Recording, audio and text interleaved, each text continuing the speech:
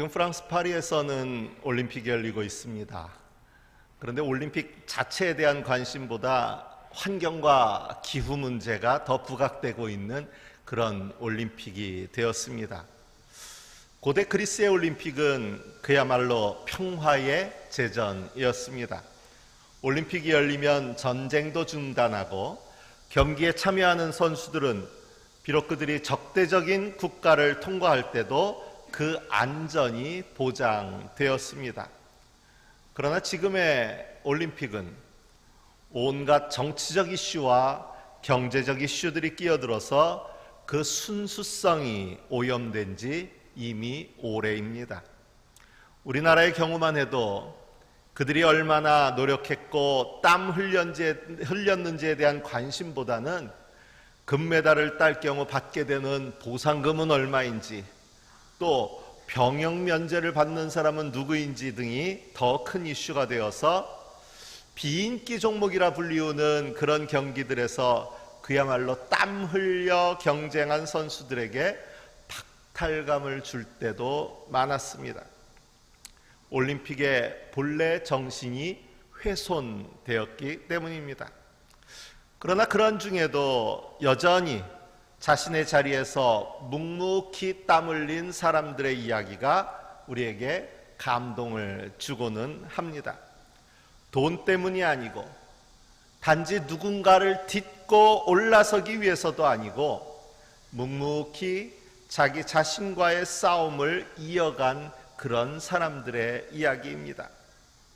이번에는 금메달도 아니고 은메달을 땄을 뿐인데 그나마 주 종목이라고 불리우는 경기에서는 예선 탈락을 했을 뿐인데도 세계적으로 인기 스타가 된 한국의 한 사격 선수가 있었습니다. CNN이 인터넷은 한국의 사격 신기록을 수립한 올림픽 선수에게 반해 있다라는 제목의 기사를 내기까지 했고, 믿기지 않을 만큼 멋진 사람이라고 소개한 사격의 김예지 선수입니다. 김예지 선수는 아이를 키우는 엄마 선수로서 결혼과 육아로 선수 생활을 접었다가 다시 선수 생활을 이어가기 위해서 그야말로 피나는 노력을 기울였다고 합니다. 그가 살고 있는 전주에서 임실에 있는 연습장까지 약 40km의 고갯길이 이어지는데 그 길을 이미 아이를 키우며 약해진 체력을 확보하기 위해서 매일 자전거를 타면서 그 길을 가면서 노력을 했다, 이런 이야기가 나오고 있습니다. 그런 땀방울, 그런 노력이 있었기 때문에 그러한 결실을 맺어갈 수 있는 것 아닐까, 그런 모습들에서 우리는 잔잔한 감동을 얻을 수 있습니다. 비단 스포츠뿐이겠습니까? 모두가 돈을 쫓고 명예를 쫓고 무한 경쟁의 승리자가 되기 위해서 다른 사람을 딛고 올라서려는 그런 욕망의 노예가 되어 살아가는 험하디험한 오늘의 세상이지만 쉽게 우리 눈에 뜨이지는 않아도 어딘가에는 그보다 더 가치 있는 일을 위해 땀 흘리며 수고하는 사람들이 있습니다. 성공회 주교이신데 김성수 주교님의 이야기들은 이미 여러 매체들을 통해서 그분이 얼마나 훌륭하신 분인지에 대해서는 많이 소개되었습니다. 그런데 이번에 또 작은 아티클을 읽게 되었는데요. 이 김성수 주교님이 강화도에 땅이 유산으로 받은 땅이 좀 있었는데 그 땅을 전부 발달 장애인들을 위해서 기증을 하셨고, 거기에 우리 승우 씨라는 것처럼 콩나물 공장을 세워가지고 발달 장애인들이 50명 이상이 거기서 생활하면서 그 일을 통해서 직업 활동을 할 수 있도록 하는 공장을 세워놨었다고 합니다. 그런데 2019년에 요즘도 이곳저곳에서 화재가 많이 발생하는데 누전으로 인하여서 이 공장이 전소되는 일이 있었다고 합니다. 허망하지요. 이 수많은 발달장애인들이 거처로 삼고 있고 직업의 장소로 삼고 있는 그러한 곳이 다 타버렸으니까 야, 이걸 또 어떡하나 염려될 수밖에 없는 상황이었는데, 그때 이 화재를 진압하기 위해서 많은 소방관들이 와서 땀을 흘렸는데요, 이 소방관들이 불만 끈 게 아니라요, 불을 끄다 보니까 그 발달장애인들의 처지가 너무 안타깝게 여겨졌고, 이분들은 그 일 이후에 이 소방관들이 매일매일 119원씩을 모아가지고 이 공장을 다시 세울 수 있도록 써달라고 기금을 후원했다고 해요. 물론 그 이후에 그 돈만으로 안 되니까 많은 기업과 여러 군데서 후원을 받아서 결국 2년 만에 다시 그 공장을 세우게는 되었는데, 저는 이 이야기를 가만히 읽다가요, 그러지 않아도 이 무더운 철에 정말 땀 흘리며 수고하는 소방관들의 노력만도 참 멋진데, 이분들이 또 남의 처지를 헤아리면서 자기들의 노력, 우리나라 소방관 얘기할 때마다 속상한 거 참 많잖아요. 우리나라 소방관들은 자기들 소방 장비도 자기 돈으로 사서 써야 되는 아주 그야말로 불쌍한 소방관 중에 하나인데, 이 소방관들이 자기 돈을 모아서 이렇게 하는, 누가 알아주던 말던 그렇게 땀 흘리고 그렇게 애쓰는 사람들의 이야기들을 듣게 되면 마음 한구석에 작은 감동이 밀려옵니다. 이 세상 어딘가에 라는 노래가 있습니다. 그 노랫말이 좀 인상적입니다. 이 세상 어딘가에 남이야 알든 말든 착한 일 하는 사람 있는 걸 생각하라. 마음이 밝아진다. 이 세상 어딘가에 탐욕과 분심 눌러 얼굴이 빛나느니 있는 걸 생각하라. 마음이 밝아진다. 이 세상 어딘가에 청빈을 감수하고 덕행에 힘쓰느니 있는 걸 생각하라. 마음이 씻기운다. 이 세상 어딘가에 하늘을 예경하고 이웃을 돕는 사람 있는 걸 생각하라. 기뻐서 눈물 난다. 남이 알아주든 말든 상관없이 착한 일을 하는 사람, 탐욕과 분심을 눌러서 얼굴이 빛나는 사람, 청빈하게 살면서 덕행에 힘쓰는 사람, 하늘을 두려워하고 이웃을 돕는 사람, 그들은 그들의 있음 그 자체로 우리의 마음을 밝게 하고 맑게 씻겨주고, 심지어는 눈물 나는 기쁨의 감격을 준다는 그런 노랫말입니다. 이 사람들은 근심 걱정 없어서 그럴 수 있었을까요? 대부분 이런 사람들일수록 근심하고 걱정할 일이 없는 사람들이 아니라 어렵고 힘든 환경에도 불구하고 그런 환경에 굴복하지 않은 사람들입니다. 오히려 객관적으로 보면 그런대로 살 만한 사람인데도 스스로 불행하다고 생각하고 자기뿐만 아니라 주변의 다른 사람들까지도 힘들게 하는 사람들이 있습니다. 그들은 불평의 렌즈, 탐욕의 렌즈를 끼고 세상을 바라봅니다. 그들의 렌즈를 바꾸지 않는 한 그들의 불행은 지속될 수밖에 없습니다. 시편 89편 15절에 축제의 함성을 외칠 줄 아는 백성은 복이 있습니다 라는 말씀이 나옵니다. 2002년 월드컵이 한창일 때 전 세계가 우리 국민이 보여주는 흥과 신명에 감탄했습니다. 한국하면 그 한만 얘기했었는데 이런 신명과 에너지가 있는 민족이라는 새로운 사실에 전 세계가 놀란 것입니다. 저는 그때의 기억을 하면서 최근 우리 사회의 모습을 보면 이런 신명과 흥은 다 잃어버리고 한도 아닌 그야말로 원한만 가득한 그런 사회가 된 건 아닐까 싶어서 염려스럽습니다. 살기가 어려워서라고 말하지만 실상은 자기 안에, 우리 안에 신명을 잃어버린 것이 더 큰 문제입니다. 믿음의 사람들이라고 왜 아픔이 없겠으며 상처가 없겠습니까? 하지만 그것을 기쁨으로, 감사로 바꾸어가는 것이 저는 믿음이라고 생각합니다. 인생에 어려움이 없기를 기대하지 마십시오. 어려움 속에서도 감사할 수 있는 사람, 행복할 수 있는 사람이 되기를 위해 기도하는 것, 그것이 바로 믿음입니다.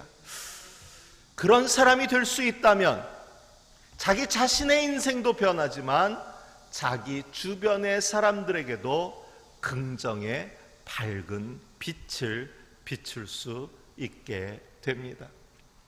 앞서 말씀드린 김혜지 선수가 은메달을 딴 다음에 전 세계적으로 유명해졌는데요. 정작 자기의 주 종목인 25m에서는 뭐 어떻게 되는 건지 모르지만 마지막 발을 늦게 쏴서 빵점 처리가 되는 바람에 예선 탈락을 했다 그래요. 그쯤 되면 이게 세계가 나한테 주목하는데 빵점을 쏴서 예선 탈락했으니 창피할 만도 하고 속상할 만도 하고 그럴 만도 한데 그 이후에도 그야말로 밝게 응대했다고 하죠. 어쩔 수 없지요. 내가 욕심이 너무 과했나 봅니다. 다음 대회에선 이런 일이 없도록 더 많이 연습해야지요 하면서 밝은 에너지를 보여줬다고 해요. 그런 에너지의 모습이 모든 사람들, 그녀를 지켜보는 사람들에게 힘이 될 수 있고 밝은 기운을 줄 수 있는 것 아닐까요? 복음서의 말씀을 보면요, 사람들이 가버나움까지 주님을 찾아왔습니다. 주님을 다시 뵙게 되었다는 사실에 그들의 얼굴에는 반가움이 가득했을 듯한데요, 그들을 맞으시는 주님의 반응은 좀 떨떠름합니다. 너희가 나를 찾는 것은 표징을 보았기 때문이 아니라 빵을 먹고 배가 불렀기 때문이다. 표징이라는 말로 번역된 세메이온이라는 언어가 여기서 사용되고 있는데요, 이것은 무엇인가를 향하고 바라볼 수 있도록 하고 돕는 것, 이것을 세메이온, 표징이라고 부릅니다. 그러니까 주님께서 오병이어의 기적을 군중 앞에서 베푸신 까닭은 그들을 먹이시는 것, 그것 자체가 목적이 아니라 그것을 통하여 사람들로 하여금 무엇인가를 깨닫고 보게 하려는 목적이 있었다는 이야기입니다. 우리가 아는 견월망지라는 말이 있죠. 달을 가리키면 달을 봐야지 그 손가락만 바라보면 잘못된 것이라는 뜻입니다. 주님께서 그들에게 빵을 먹이시면서 분명히 가르치신 달이 있었는데 이거는 보지 못하고 표징은 보지 못하고 너희가 빵만 먹고 나에게 또 빵 달라고 찾아온 것 아니냐라고 묻고 계시다는 거예요. 그럼 주님께서 그들에게 오병이어로 기적을 베풀어 먹이시면서 가리키신 그 달이 무엇이었을까요? 그것은 바로 하느님 나라 복음이었습니다. 그 안에 영원토록 솟아나는 행복의 근원이었습니다.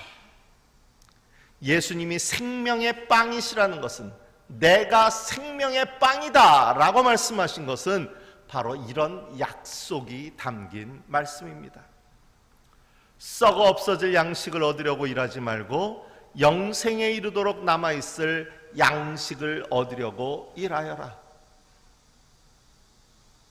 그런데 믿음의 사람이라고 하면서도 우리들은 여전히 썩어 없어질 양식에만 마음을 빼앗긴 채 살아가면서 정작 영생이 가져다주는 그 행복을 누리지 못한 채 살아간다면 얼마나 안타까운 사람들이겠습니까? 오늘 사무엘기서에서 말하는 다윗의 모습이 바로 그런 사람입니다. 그는 분명 주님이 주시는 영생의 약속을 믿고 여기까지 살아온 사람이었습니다. 그런데 어느 순간 가진 것이 늘어나고 모든 것을 자기 뜻대로 할 수 있는 그런 위치에 올라서고 나니까 이제는 썩어 없어질 양식만으로도 충분히 행복할 수 있다고 착각하게 되었습니다. 우리가 읽은 말씀에 보면 네가 그 외에 그 무엇을 더 구한다고 할지라도 내가 줄 터인데 어찌하여 내가 하지 말라고 한 악을 행하였느냐라는 말씀이 나오는데요, 이제는 특별히 하나님의 도움 없어도 자기가 가진 것들만으로도 충분히 행복할 수 있게 된 것이 오늘 다윗의 모습이었다는 거예요. 나단이 들려주는 부자의 이야기에서 자신의 실상을 깨닫지 못했던 다윗의 우매함은 단지 내로남불의 마음 때문이 아니라 다윗 역시 이제는 그 중심에 주님이 있는 것이 아니라 썩어 없어질 양식을 쫓았던 그 부자와 다를 바 없는 사람이 되어 버렸기 때문입니다. 그 안에 더 이상 영생에 이르도록 남아있을 생명의 빵이신 주님이 남아 계시지 않았기 때문입니다. 이런 다윗과 비교될 수 있는 사람이 바로 에베소서의 말씀에서 만나는 바울입니다. 우리가 읽은 앞부분인 7장 1절에 보면 지금 바울이 처한 환경이 기록되어 있습니다. 4장 1절입니다. 그러므로 주님 안에서 갇힌 몸이 된 내가 여러분에게 권합니다.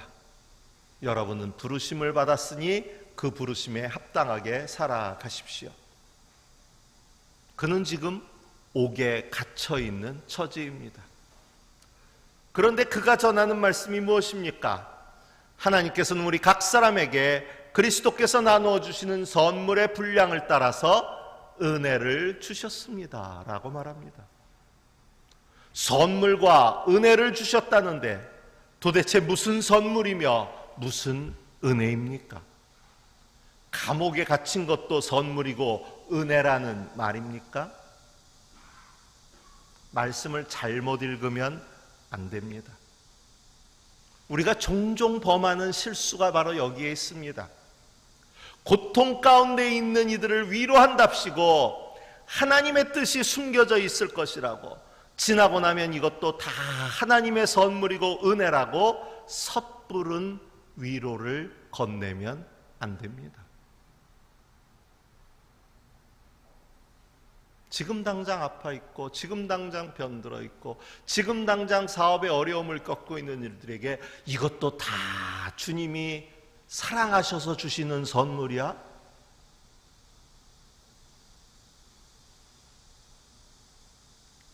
자녀를 먼저 떠나보내고 세상을 잃은 듯한 슬픔 가운데 있는 이들에게 찾아가서 이것도 다 하나님의 뜻이야? 하나님이 주시는 은혜의 방편이야? 위로가 될까요? 이런 실수를 기독교인들이 그동안 너무 많이 했어요. 아니에요, 여러분. 바울이 지금 여기서 내가 갇힌 몸이 되었지만 이것이 선물이요 이것이 은혜입니다라고 말하는 것이 아닙니다. 비록 바울은 현재 옥에 갇혀 있지만 그럼에도 불구하고 내가 하느님의 사람으로 선택받았고 그럼에도 불구하고 나에게는 선물의 분량을 따라 은혜를 주셨다는 사실, 심지어는 그 은혜가 내게 족하다는 그 사실 자체는 변함이 없다는 그야말로 믿음으로 드리는 고백입니다.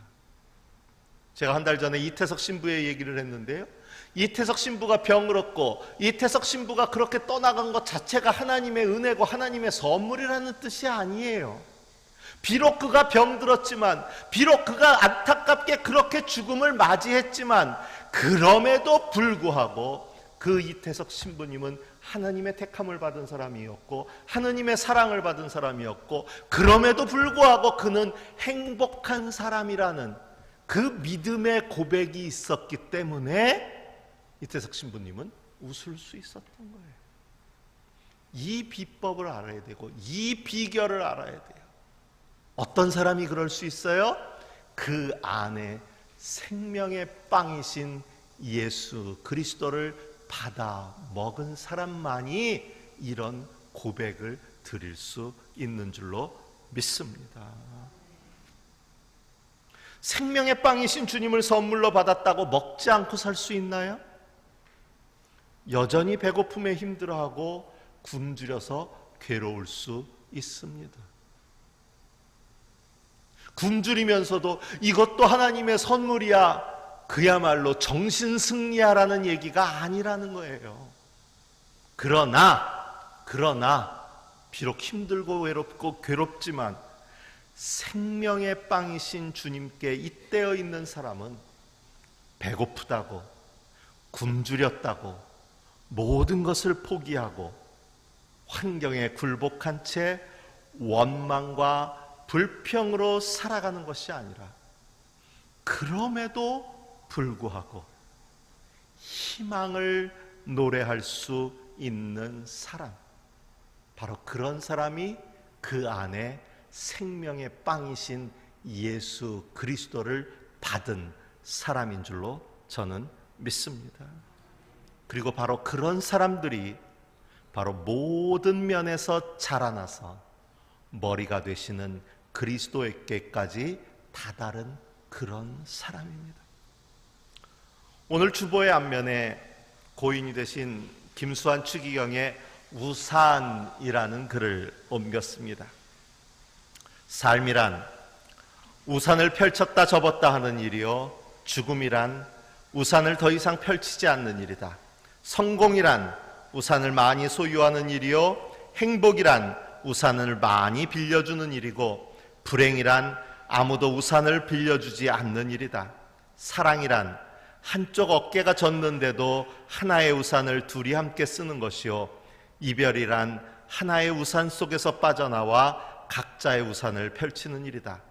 연인이란 비 오는 날 우산 속 얼굴이 가장 아름다운 사람이요, 부부란 비 오는 날 정류장에서 우산을 들고 기다리는 모습이 가장 아름다운 사람이다.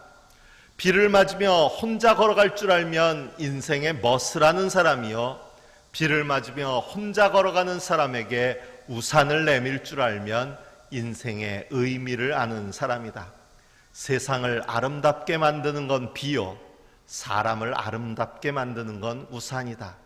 한 사람이 또 한 사람의 우산이 되어줄 때, 한 사람은 또 한 사람의 마른 가슴에 단비가 된다. 주님께서는 우리들 인생에 찾아오셔서 기꺼이 우산이 되어 주셨습니다. 자신의 몸과 피를 나누어 우리에게 영생의 길을 열어 주셨습니다. 우리가 이처럼 자신의 한쪽 어깨가 젖는데도 다른 사람에게 우산을 씌워주는 사람, 비 오는 인생길에서 나는 젖어도 다른 사람에게 그 우산을 건네줄 수 있는 사람, 그래서 우산이 되어주는 사람으로 살아갈 수 있다면 이것이 바로 주님이 우리에게 열어주신 영생의 복을 누리며 사는 삶 아닐까요? 경제가 어렵고 무더위에 지쳐가며 모두들 날선검처럼 서로를 위협하는 존재가 되어가고 있습니다. 지난 한 주 동안에도 그저 같은 아파트에 사는 사람을 뭐 때문인지 칼로 찔러 죽이는 사람이 있었고, 나를 쳐다보는 얼굴이 나를 무시하는 것 같다고 때려서 죽이는 사람들이 있었고요, 화가 난다고 제멋대로 하는 사람들 투성이인 이런 세상, 그러지 않아도 뜨거운 날씨에 정말 더 뜨겁게 만드는 안타까운 일들이 넘쳐나고 있습니다. 이런 시대에 믿음의 길을 걷고 있다는, 최소한 생명의 빵이신 주님을 나누어 받았다는 우리만이라도 깨어 있어서 이 무더위에 한 줄기 바람 같고 단비 같은, 지친 이들에게 한 사발 생수 같은 그런 사람, 그런 교회가 되어야 하지 않을까요? 이 세상 어딘가에 있을 단비 같고 생수 같은 주님의 사람, 바로 저와 여러분이 그런 사람이 되고 그런 교회가 되기를 소망합니다.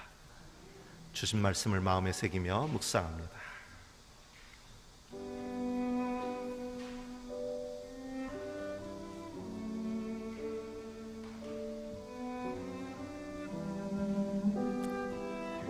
우리는 사랑으로 진리를 말하고 살면서 모든 면에서 자라나서 머리가 되시는 그리스도에게까지 다다라야 합니다.